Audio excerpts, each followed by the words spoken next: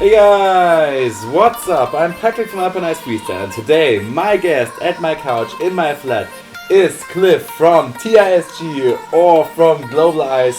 What this exactly means will be explained right after the intro. Let's go!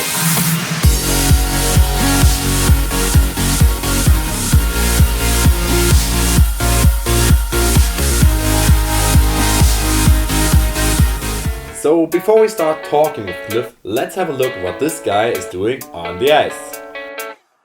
Yeah, I don't believe in destiny, I just do what's best for me. Don't listen to my enemies, they're just full of jealousy. Yeah, this legacy, you gon' see what's left of me. You gon' see success in me, you ain't seen the rest of me. I just wanna be the best at what I know, better than the rest, just watch me grow. Put me to the test and watch me go. This is my quest, I'ma make it known. They call me obsessive, oh I know. Call me selective with my notes, call me aggressive with my flow, call me offensive even though. So pretty cool moves this guy can do on the ice, pretty different to that what we normally see on the ice. That's why that many people love him. So now Cliff, introduce yourself. How old are you? Where are you from? When and why did you start freestyle ice skating? What is your story? Who are you? Okay, so I'm Cliff. I'm mid-20s. I'm from Toronto. So I started freestyle ice skating 7 years back now, I'd say. Long time. Yeah, so pretty much my story is it all began with hockey, pretty much. You played hockey? I started playing hockey when I was about 18 or 19. I could only play it when I could afford it. That was my parents' rule, so. Okay. So, but I always loved watching hockey and that stuff, but I really realized when I moved to England, I worked for an ice rink there, and when I was playing hockey, I really realized that I started focusing a lot more on the skating, especially since I was working there. Okay, I understand. Yeah, I was skating a lot. I think I was skating almost 20, 30 hours a week. I was on the ice. So I just really focused on edge control and drills and all that stuff.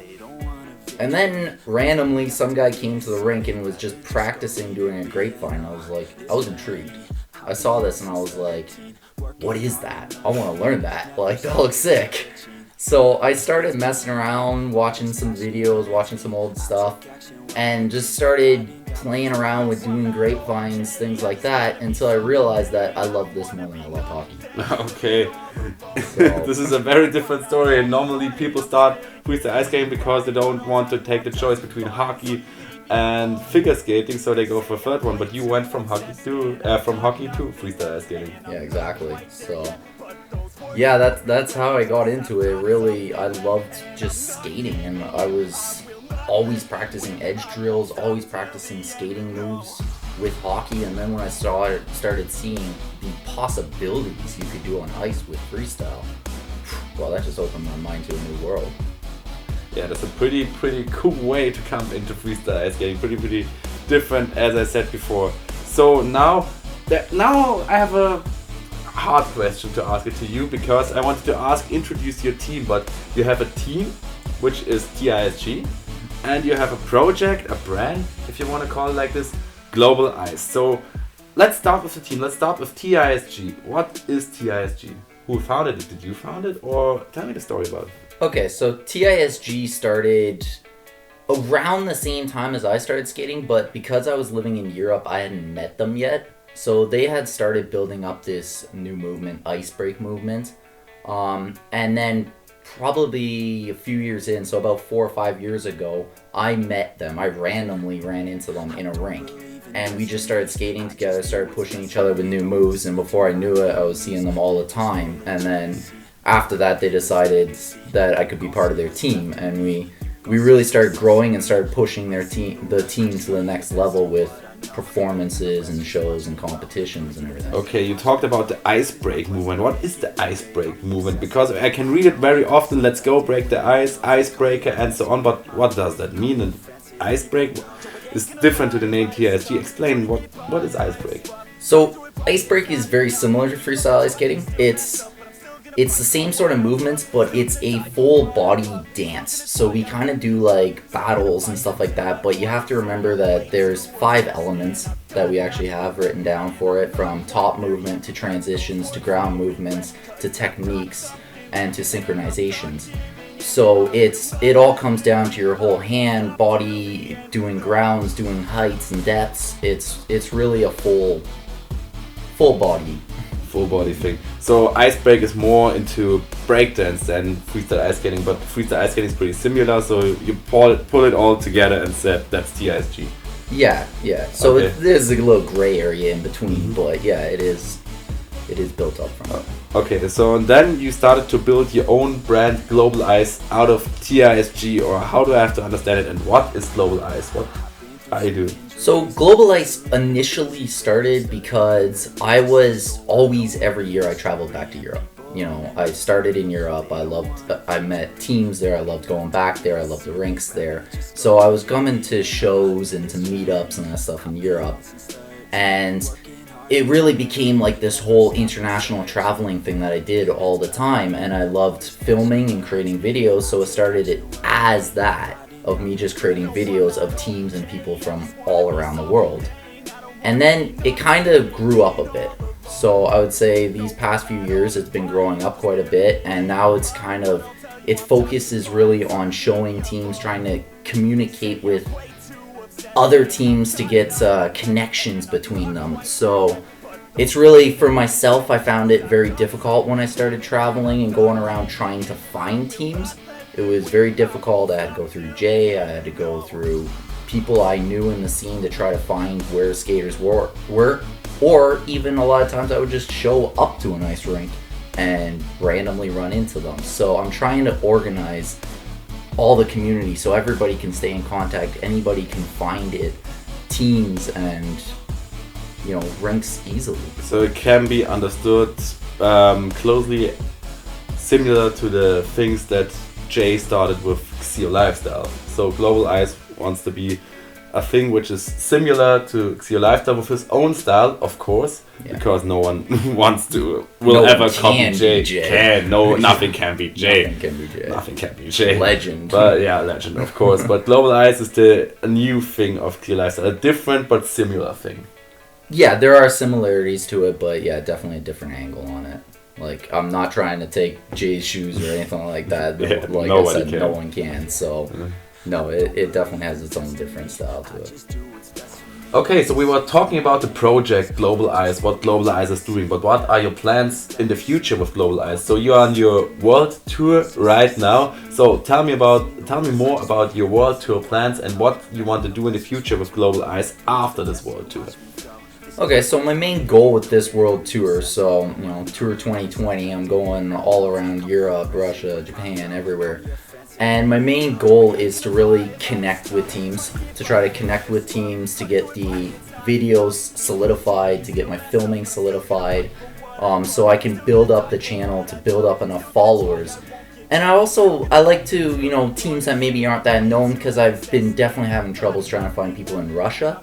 So, showcasing them, being able to bring their skills and their talents to the platform of freestyle ice skating as we know it. So, it's, I got a lot of big plans this year, showcasing a lot of things. So, yeah, it's a big year this year. And for the future, I really plan, again, to help the community out by connecting people. So, I have a lot of big plans, some of them.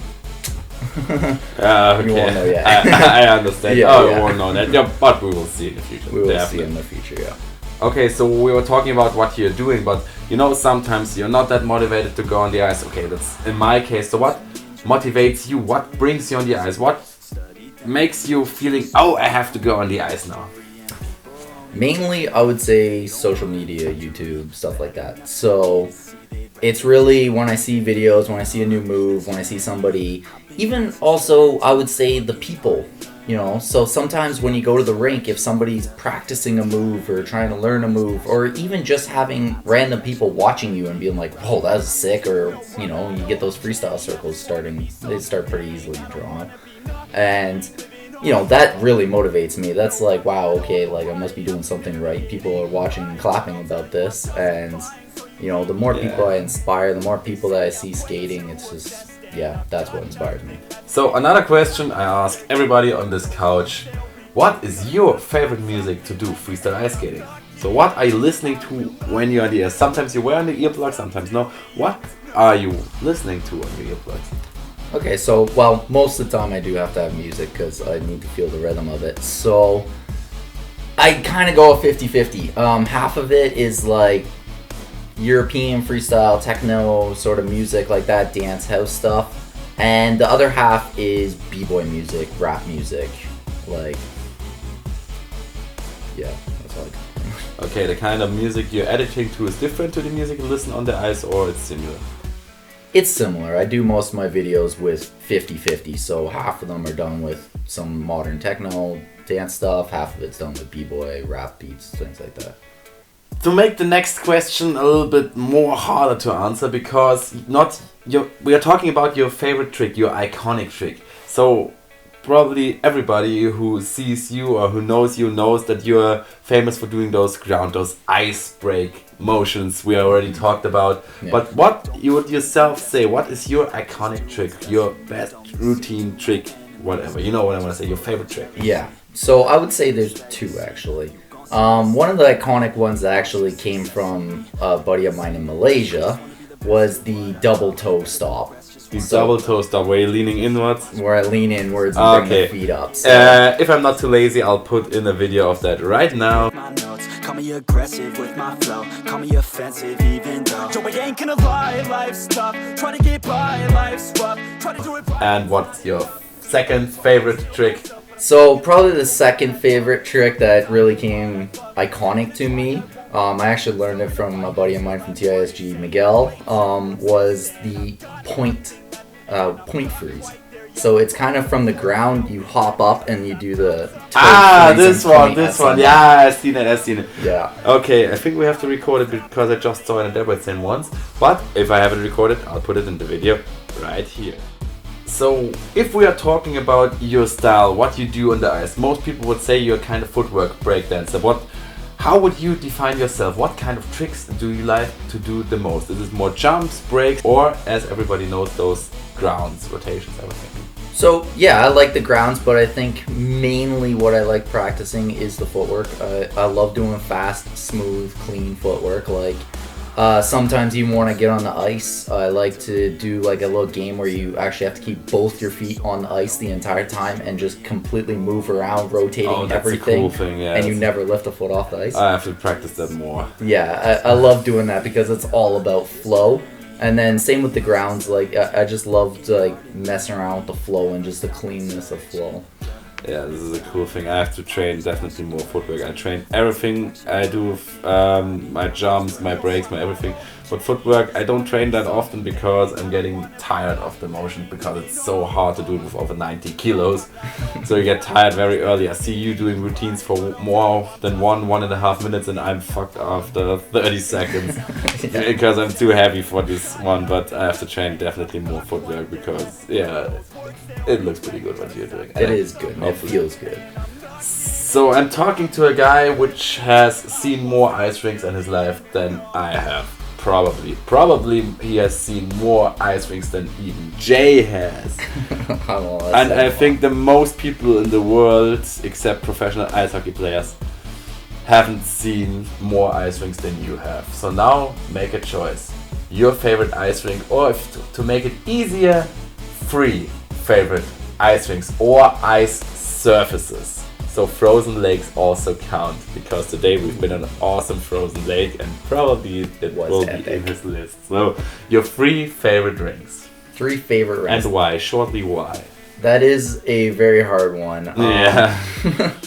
Everybody's getting just 1, you're getting 3. So yeah, okay, so I get a bonus here. I would say, well, one of the iconic ones that I used to skate when I was a kid. I never skated that much when I was a kid, but when we definitely did the Ottawa Canal. You know, that canal. I saw the videos. Looks awesome. It is beautiful. It's 8 kilometers of ice, and it's just, yeah, it's always had a special part in my life for that one.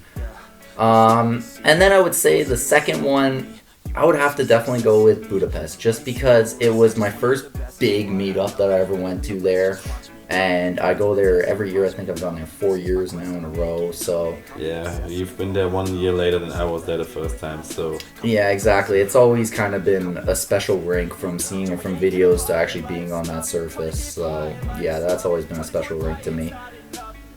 Third favorite rink, well, that's a hard one. You know, I've skated some amazing rinks in Japan, some amazing rinks in Europe. Like, that's actually really hard one. Like, if you're going for epicness, yeah, like the lake we had today with the mountains, well, that's pretty epic.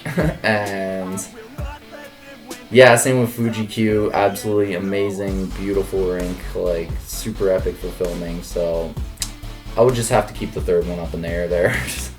Okay, so we got some mentions for the third one, but you don't want to say anything that don't hurt anybody. Yeah, exactly. Okay, exactly. I understand.